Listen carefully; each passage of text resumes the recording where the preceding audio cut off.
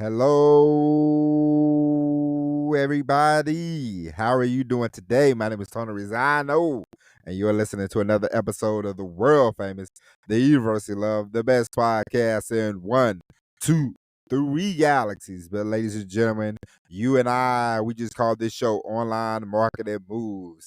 And may the 4th be with you, ladies and gentlemen. Today, we all know it's May the 4th, 2025. Ladies and gentlemen, I know it's been a little while. Ladies and gentlemen, me and my wife and the baby, we had to go to South Carolina. We had to go to her father's funeral. You know, things happen, but here we are recording today. We have a very exciting show for you today, ladies and gentlemen. Today, we are going to talk about the marketing failure of Shadeur Sanders in the NFL draft and what you can do to avoid falling into the 5th round. Okay, ladies and gents, while I was in South Carolina, the draft happened. Yes, it was a couple weeks ago, but this can always apply to marketing. And in the last couple years, even though I don't watch football, you don't watch football, who cares about football? But every week, every day, if you go on social media, if you go on the Facebook or the Instagram or the Twitter or the whatever, or on the TV, you have seen Deion Sanders coaching. You have seen Deion Sanders talk about. You have seen Deion Sanders with his kids. You have seen Deion Sanders with his team. You have heard that he has a son that's a quarterback, and his son is supposed to be top. His son, who just got his jersey retired by the University of Colorado because he did, I don't know, he made a few great plays, I guess. But anyway, ladies and gentlemen, so they kept saying Shadeur Sanders was going to be a top first round pick. First round pick, first round pick. The marketing, the hype was all there. But ladies and gentlemen, apparently it's like, I guess you can say Shadeur Sanders is like drinking a Coke. Looks good, I guess, but is it good for you? Maybe, maybe not. Okay? Probably not. You don't want to drink too many Cokes. That's one thing, okay? And so, you know, I was eating dinner with my brother-in-law, my sister-in-law, my wife, and the draft was on. And my little nephew, he was concerned about the Giants because they are big Giants fans. And they were concerned about the number 3 pick. Who is it gonna be? Who are they gonna draft? They're gonna draft the defensive player. And so the TV happened to be on the draft. And they went we was at the restaurant for a little while. Then we walked around for a little while. And the first day of the draft, and my brother-in-law said, "Man, Shadeur, he did not get drafted." And I go, "Well, maybe they did, if you don't get drafted in the first round, well, you don't get drafted in the first round. It's no big deal." So they thought next day, second round, he's gonna get drafted. Okay, second day, no draft. He didn't get drafted into the 5th round. Now, we have some people, they say it's racist, which is ludicrous. We have some people that say because of Deion, they don't want to draft his son, which is ridiculous. Because in the NFL, they don't care about. I know the NFL, they say, "Oh, we care about this, we care about that." They don't care about. Um, they would draft. They would draft uh, a man that physically assaults a woman on camera. They would draft a man that will assault a woman without the camera. They would draft. They would draft people that with drug habits. Let's just say the NFL would draft anybody that they think has talent. Okay, and so yes, he did not get drafted, but the reason why he did not get drafted is because in the couple times that I've seen this young man play, and I'm gonna go back to my watching football for the first 35 years of my life, 40 up until I was about 35, 36. I really, I used to watch the NFL every week, really know what was going on. And so the couple times I saw one bowl game, a quarter, a half of a bowl game, against more competition. He was okay. Nothing stood out.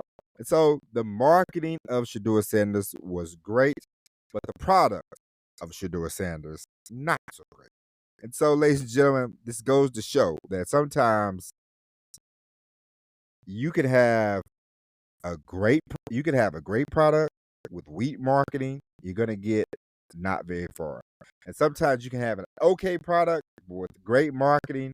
You can get to the moon. Now, of course, he got drafted in the 5th round, but he's still gonna get endorsement deals. He's still gonna get some spotlight. He's still gonna have a big social media platform. So money wise, of course they're like, oh, he left out 30, $40 million, but you know, at the end of the day, millions of dollars is millions of dollars. Whether you get 5 or 30, you can always you have a name. Your dad has graced you with a name that you can use, and you can get paid and all that. So it's not like he's just gonna be broke for the rest of his life. Okay, so there's no pity party with that. But what I'm telling you is,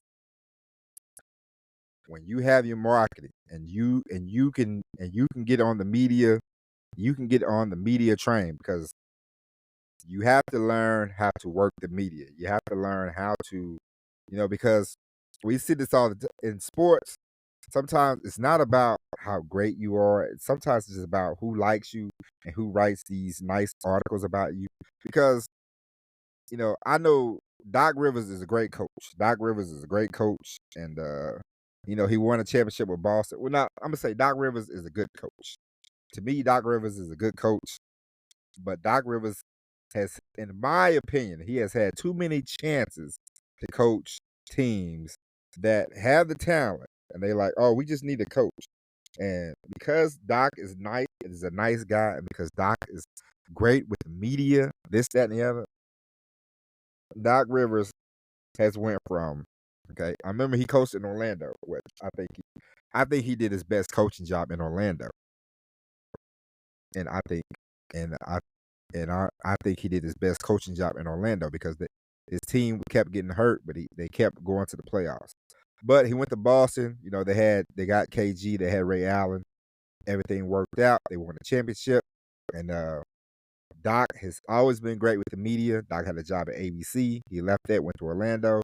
He went to Boston. I think he went back to TV for a little bit. Got a job with the Clippers. He's coached the Clippers. He's coached Philly. Now he's at Milwaukee, where they have Giannis. They keep giving Doc Rivers chance after chance after chance. Why? Because Doc Rivers has a nice media presence. Okay, Doc Rivers knows how to market himself. Doc Rivers has positioned himself to be, they, I remember at one point I heard somebody say, oh man, Doc Rivers and Phil Jackson. It's like, whoa, whoa, whoa.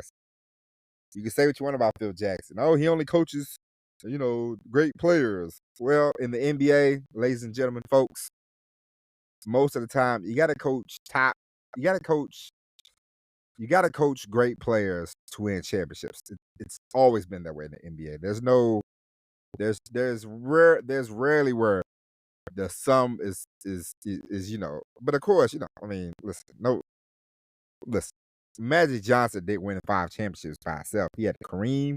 Kareem didn't win 5 championships by himself. He had Magic. They had Michael Cooper. They had James Worthy. James Worthy is a Hall of Fame player. They had Brian Scott, not in the Hall of Fame, but a great player. They had Kurt Rambis. They had Michael Thompson. They had AC Green. They had a lot of great pieces to go along with the team. So what I am telling you is, yes, in the NBA, you got to have top tier talent to win championships, but you also got to surround them with people that can win. As you saw, LeBron James, his first 7 years in Cleveland, they kept trying to bring LeBron James, and this is why we're talking about marketing, but I'm going to say this before we get back to the market. This is why LeBron James is in the top 20 basketball players of all time, because he has taken teams that are, listen, everybody in the NBA is talented, but he has taken teams that has far less talent than a lot of people would get, you know, Kobe, when Shaq left, he had a team a couple years. He got them 8 seed, 7 seed. LeBron took his group of guys and he took them to the NBA Finals in 2007. I think they got swept by the Spurs, but still, to knock off Detroit when Detroit was at the top of their game back in them days, 2007, when they had Ben Wallace and Rip and all them, phenomenal. But we are talking about marketing, and Doc Rivers has positioned himself. They're like, hey, Doc is a great coach. Rivers is a good coach with great marketing. Shadeur Sanders, average to above average player with great marketing. Ladies and gentlemen, sometimes it's not about your product. Sometimes it's about your marketing. And you want to explore all the media you can. Ladies and gentlemen, I know everybody thinks if I just run to the internet. Ladies and gentlemen, there are more and more people that are not on the internet. There are more and more people that do not. You want your marketing to be.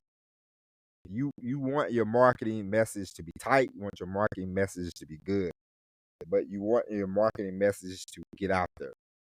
We seen highlights of, I don't even watch football, but I kept seeing highlights of Shadeur Sanders, and I'm just like, oh, why, you know what I mean? And so you see these people, they know how to get their names in the media. They know how to keep their names in the media. Shadeur, Doc, Trump, these are people that always, always, always are getting their names in the media. And ladies and gentlemen, you and I need to work on that. You know what I'm saying? And so tomorrow we're going to talk about personality marketing branding, PMB.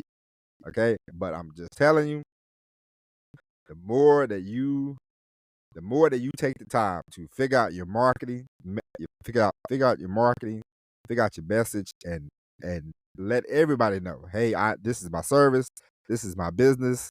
The more business that you can get, the more money that you can make. And at the end of the day, ladies and gentlemen, we are all trying to make as much money as possible because we want to do things like buy a condo in New Orleans. I'm gonna buy my wife a condo in New Orleans. You know, and so that's one of the goals. And so we all want to do that kind of thing. So instead of running to the internet, living on Instagram, living on Twitter, living on Facebook, watching a bunch of TV shows all the time, figure out what you can do to generate a marketing message that you can craft, that you can have. So that way, ladies and gentlemen, you can get on more podcasts, you can get on more TV shows, you can get on more YouTube channels, you can get your way into the newspaper ads, you can get your way into the phone book. You want your name plastered everywhere. The more you can do that, the better off you will be. Ladies and gentlemen, in this day and age, it's not about, you have to stand out because now everybody is a marketing genius. Let them tell it. Everybody is a genius. Everybody is a social media guru. Everybody is a YouTube guru. Ladies and gentlemen, you have to stand out. So you have to be everywhere. You have to figure that part out. And there's many ways you can do it. Figure out your marketing message and take it from there. Okay? And May the 4th be with you. All right, ladies and gents, that is it. We'll be back tomorrow with all new episode of Online Marketing Moves. But until then, my name is Tony Rizzano. Thank you for listening. God bless each and every one of you. And as always, everybody, peace.